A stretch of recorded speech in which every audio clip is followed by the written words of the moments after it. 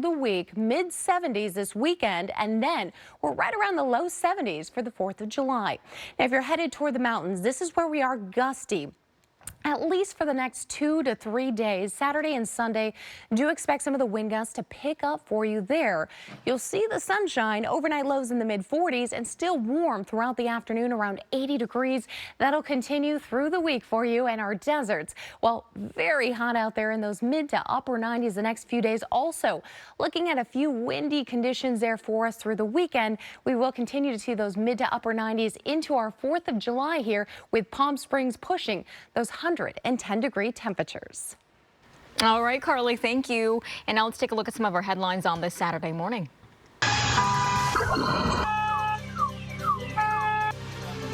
Dramatic video shows federal agents blowing up a front door in Huntington Park.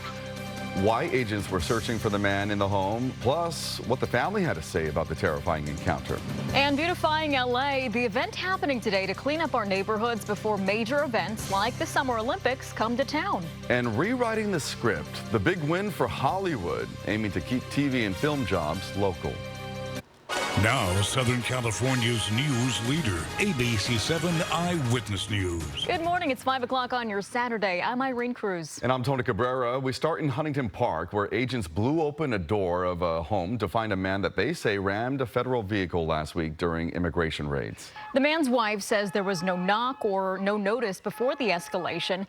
He's back home with his family this morning after turning himself into agents. Eyewitness News reporter Amy Powell has the exclusive details.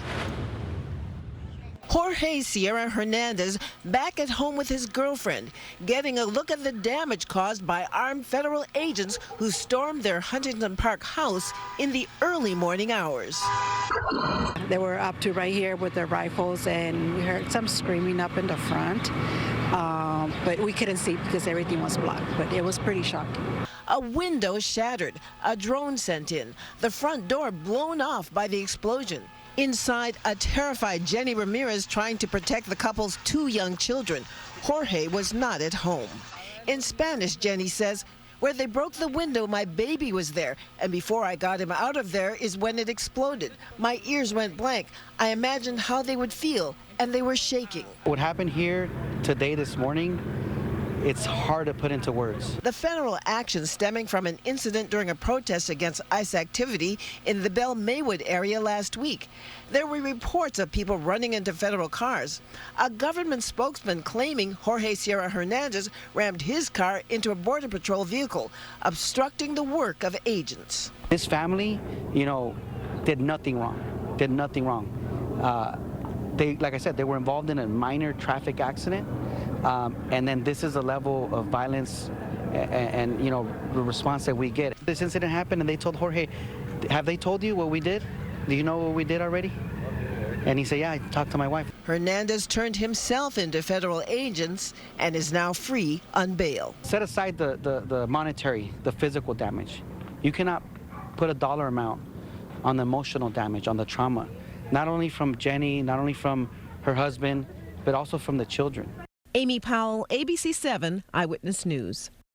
A Montebello pastor from Ukraine is trying to get back to his family after he was detained by ICE 2 weeks ago. Gennady Glushchuk was detained just before Father's Day when he showed up to an immigration status meeting. He was then taken to a facility in El Paso, Texas. The pastor's wife is due with the couple's 3rd child next month. She says she struggles to answer questions from their oldest daughter, who's 3. Every time Dad calls, she goes, "Dad, where are you? And are you going to be home? Where are you? And are you going to be home? When are you going to be home? Can we go to the park?" And I know that it breaks his heart too, because he really wishes he could be here with her. He could be here with me and the kids. Glushchuk's wife says before becoming a pastor, he had issues with addiction and served jail time. But he did find religion and purpose in the church. The family has set up a GoFundMe account as they fight for his release. The hope is to have the man home in time to see a son being born. President Trump's administration can begin planning how it would implement an end to birthright citizenship. The U.S. Supreme Court ruled federal district judges do not have the power to block the president's executive orders by issuing nationwide injunctions. The court did not rule on whether the executive order itself is constitutional.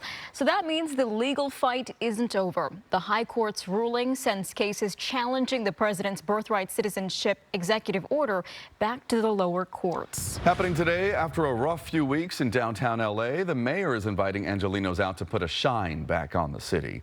She wants people to come out to help clean up, beautify, and restore downtown community spaces like El Pueblo. It was one of the spots hit by vandals during the city's recent protests against federal immigration raids. Mayor Bass says people can help out by picking up litter and removing graffiti from sidewalks and other surfaces. There will also be a separate Shine LA cleanup event this morning in Hollywood. Both start at 8 a.m. and will wrap up around noon. It's a huge win for Hollywood. The governor is expected to sign a bill that raises the cap on the state's film tax credit program from $330 to $750 million a year. State lawmakers agreed on the plan yesterday. It's to help the entertainment industry, which has been struggling with runaway production. The pandemic, the union strikes of 2023, and January's wildfires all added insult to injury. In addition to doubling the previous cap, the new bill provides tax credits for some new categories of productions. They'll now include shorter TV shows like sitcoms and animated titles, as well as large-scale competition programs. What's perhaps more important is the greater revenue growth that'll happen out of it. Vendors, people like the people who supply the plants, who supply the lumber, who do the dry cleaning and all that kind of stuff for productions, they will now see some of that money start funneling down to them. Governor Newsom's office called the film and television tax credit program a, quote, proven economic engine, saying in part, quote, at a time when other states are aggressively luring productions away from California, the governor's budget is prioritizing a smart strategic investment to keep good-paying union jobs at home and protect one of our most iconic industries. Lawmakers will vote on a second bill next week meant to make the program easier for productions to navigate. All right, well, we're looking at that fog still sitting over the area, not just for our beaches like Santa Monica, even though it's gorgeous right now. We're going to be looking at a lot of sunshine through the afternoon hours, 63 degrees currently with cloudy skies, as well as those light winds. Temperatures across the region, though, are getting pretty warm. If you're looking inland, you're looking at Lancaster and Palmdale already at 70 degrees, with temperatures in Santa Clarita at 62, 58 in Beaumont, into downtown LA, 63 with 59 in Covina, 65 degrees right now in Long Beach. Pretty warm temperatures for our overnights. Into our morning, though, again, mostly cloudy skies as we continue the morning hours, 62 in calm. But by the mid-morning hours, that is where we're starting to see the warm up happening in the mid-70s, as well as that clearing by the afternoon. 80 degrees around 3 p.m. But that doesn't mean that is the high today. We're going to be looking at temperatures right around the mid-80s at 7 p.m., 72 degrees. Then expect to see our weekend forecast with temperatures here right around those mid-80s as we get to the afternoon hours, 83 and 82 degrees Saturday as well as Sunday. Mostly sunny conditions. We'll talk more about a major heat up headed our way coming up. But low 80s, that looks perfect to us. Great. All right, Carly, thank you.